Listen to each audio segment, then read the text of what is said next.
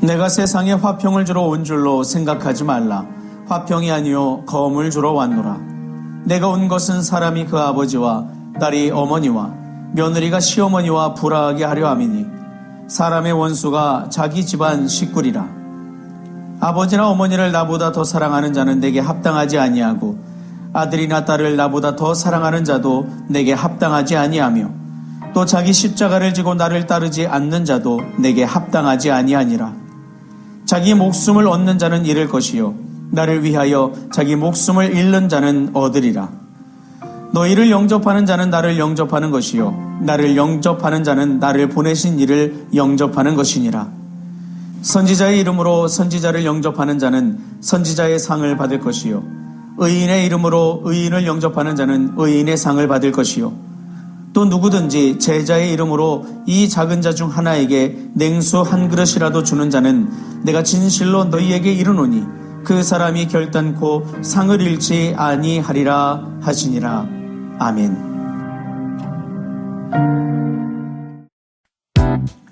안녕하세요. 좋은 아침, 좋은 말씀, 대바이블 조용재 목사입니다. 여러분 이런 찬양 아실 겁니다. 주는 평화 맡긴 담을 모두 하셨네. 이 찬양 아시죠? 뒤에 가사가 주는 평화 우리의 평화, 평화의 왕 되신 주님의 역사를 부각시키면서 찬양이 이어지게 되죠. 그래서 우리는 이 찬양을 들을 때마다 우리의 삶을 평화롭게 이루신 하나님의 역사하심을 기대하게 됩니다. 그런데 이 찬양 안에는 한 가지 함정이 있어요. 그게 어떤 대목이냐? 막힌 담을 모두 허셨다는 대목이에요. 여러분 담을 허물 때 아무렇지 않게 아름답게 담이 허물어지나요? 그렇지 않잖아요. 담이 허물어지기 전부터 논쟁이 일어날 수 있어요. 허물려고 하는 주체들 가운데 서로 이거는 지금 허물면 안 된다, 지금 허물어야 된다 하면 서로 논쟁이 일어나죠. 그게 큰 갈등이 될 수도 있어요.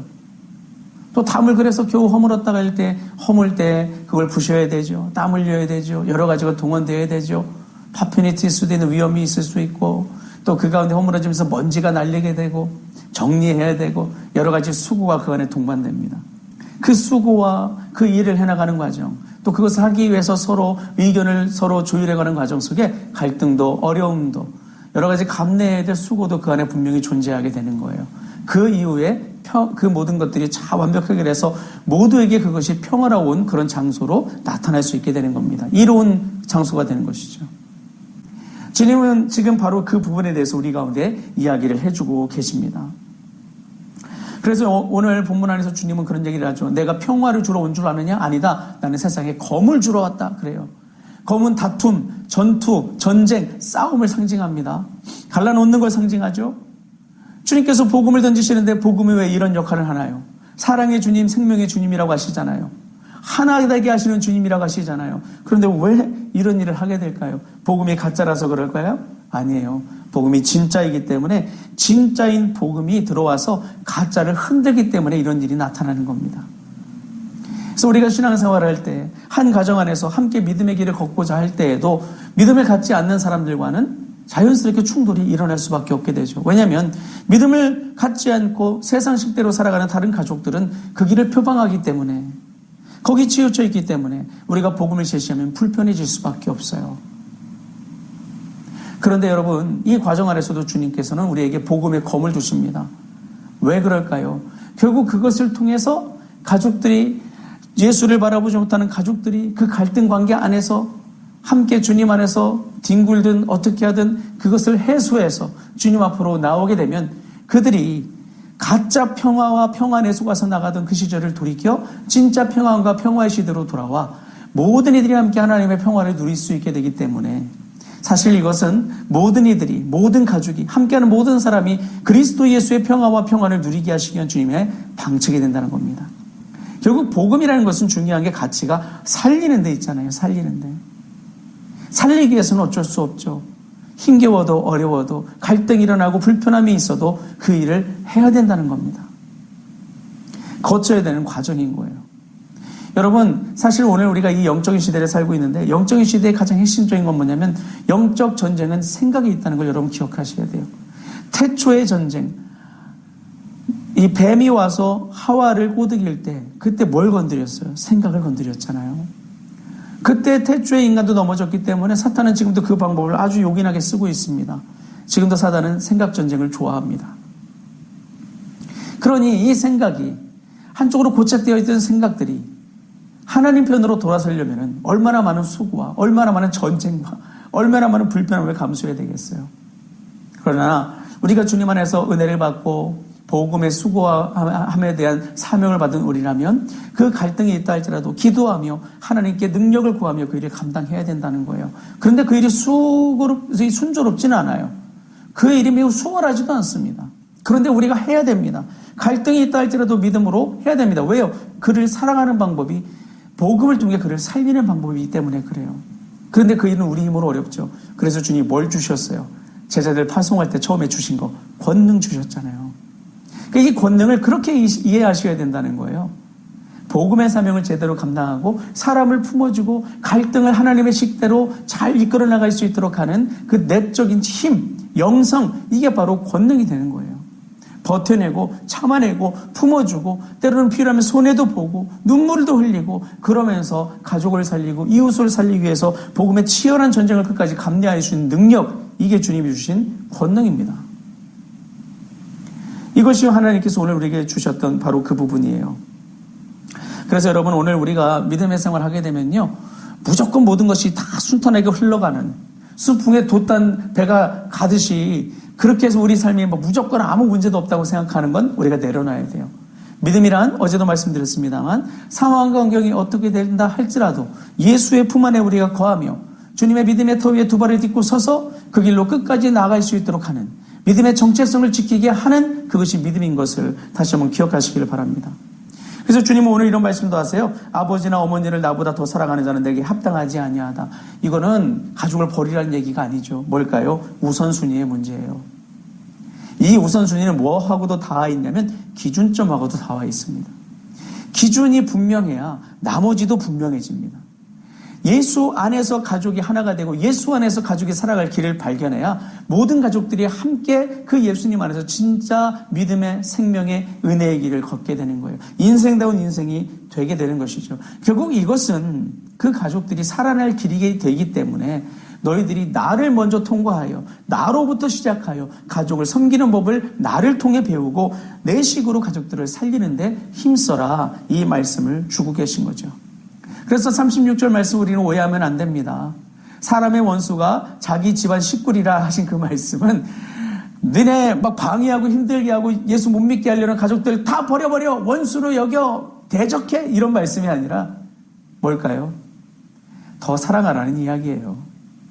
갈등이 일어났다면 그들을 구원할 수 있는 절호의 찬스가 되었으니 기도하며 너희들에게 준 사랑과 인내와 그 절제의 능력을 가지고 그들을 섬겨줘라, 품어줘라, 기도해라.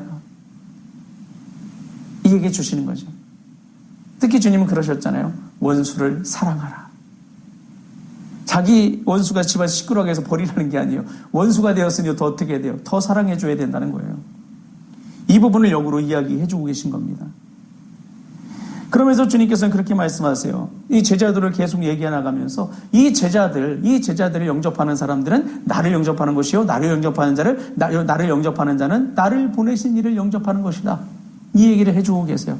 결과적으로 우리가 주님이 그리스도의 제자가 되어서 가정 안에서, 사회에서, 이웃과의 사이 속에서 주님의 복음을 전하며 주님의 뜻대로 서로 사랑하고 품어줌을 통해서 하나님의 나라를 전파하려고 애를 쓰고 살아가면 결국 하나님의 통치가 우리를 통해서 나타나게 될 것임을 말씀해 주고 계십니다. 결국 하나님의 통치가 나타나면 어떤 일이 벌어져요? 그곳에 생명이 움트고 생명의 역사가 일어나죠. 힘들고 어려워도, 갈등이 일어나도, 다툼이 혹시 일어날지라도 그 가운데 우리가 믿음의 길을 포기하지 않고 제자의 길을 포기하지 않고 복음을 붙들고 나아가서 하나님이 주신 권능으로 그 복음의 사명을 감당하고자 애쓴다면 하나님이 그곳에서 생명을 틔우겠다, 이 말씀을 주고 계신 거예요. 그러면서 오늘 주님께서 이 사역이 얼마나 중요한지, 너희들이 이 땅에서 제자로 살아가는 게 얼마나 중요한지를 우회적으로 보여주기 위해서 무슨 말씀을 하시느냐? 오늘 본문 말씀 뒷부분에 나와 있는 말씀을 주시게 되죠. 어떤 부분에 대해서 이야기를 하게 돼요. 오늘 본문을 보게 되면 주님께서 점층법을 쓰듯이 말씀하시는 부분이 있어요. 바로 이 부분이죠. 우리 40절부터 42절까지 말씀입니다. 나를 영접하는 자는 너희를 영접하는 자는 나를 영접하는 것이요. 좀 아까 말씀드린 부분이죠. 41절. 선지자의 이름으로 선지자를 영접하는 자는 선지자의 상을 받을 것이요. 의인의 이름으로 의인을 영접하는 자는 의인의 상을 받을 것이요. 이 모든 것은 제자도가 얼마나 중요한지, 제자의 사명이 얼마나 중요한지를 점층적으로 표현해 주신 대목이에요. 그리고 이 작은 자 하나에게, 여기서 작은 자는 제자들을 가리킵니다. 진짜 어린아이를 말하는 게 아니라 사회적으로 약자들을 말해요. 사회 안에서 교회의 이 사명을 감당하는 사람들은 약해 보이는 사람이 될 수 있거든요. 냉수 한 그릇이라도 주는 자는 상을 결단하고 잃지 않는데요.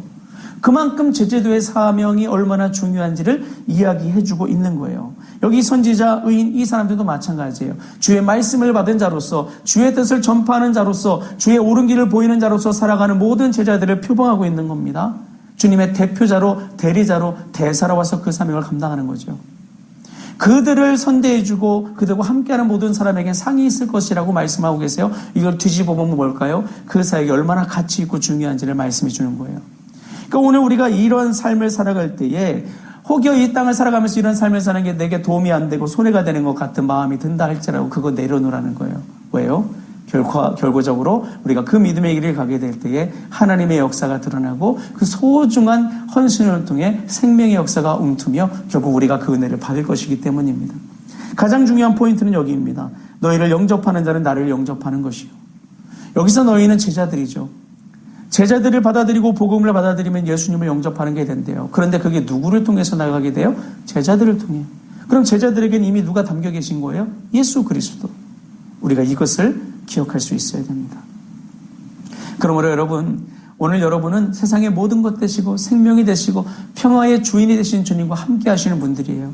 그 믿음을 가지고 오늘 내가 이런 대단하고 위대한 일을 감당하는 사람이라는 자부심을 가지고 힘겨워도 때로는 이것이 너무나 어렵고 너무나 불편해 보여도 복음의 위대한 사명을 감당한다는 마음을 가지고 자신의 모든 것을 내어놓고 그리스도로 옷 입고 믿음의 길을 행할 수 있는 여러분 되시기 바랍니다.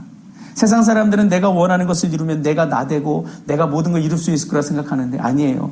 예수 믿는 사람들은 자기 목숨을 잃는 자들, 즉 내가 세상의 관점으로 소중하게 여기는 것들을 일단 내려놓고 하나님 나라의 소중한 것들을 내 안에 채워서 내 십자가를 주고 믿음으로 나갈 때에 하나님의 은혜 현장에 우리가 동참할 수 있게 됩니다. 이 마음으로 오늘도 도전하셔서 주의 은혜를 누리시고 만나는 모든 사람들, 가정 안에 하나님의 영광의 햇살을 비추는 은혜의 통로로 살아가는 여러분과 제가 될 수 있기를 간절히 바랍니다. 기도하시겠습니다. 좋으신 하나님 아버지 감사합니다. 말씀을 통해 우리가 이 땅에서 생명과 축복의 통로로 살아가는 길이 또 은혜의 통로로 살아가는 길이 무엇인지 배우게 되었습니다.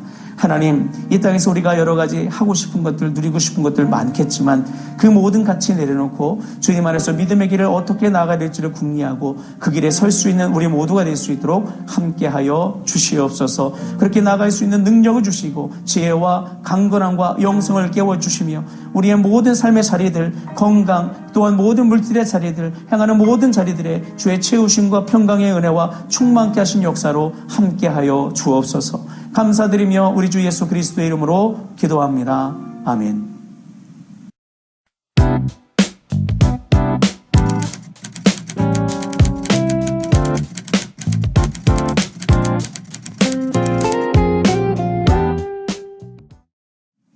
예, 오늘도 평강의 주님과 함께 은혜의 길로 행하시는 여러분과 제가 될 수 있기를 주님의 이름으로 축원합니다. 주님 안에서 사랑합니다. 그리고 축복합니다.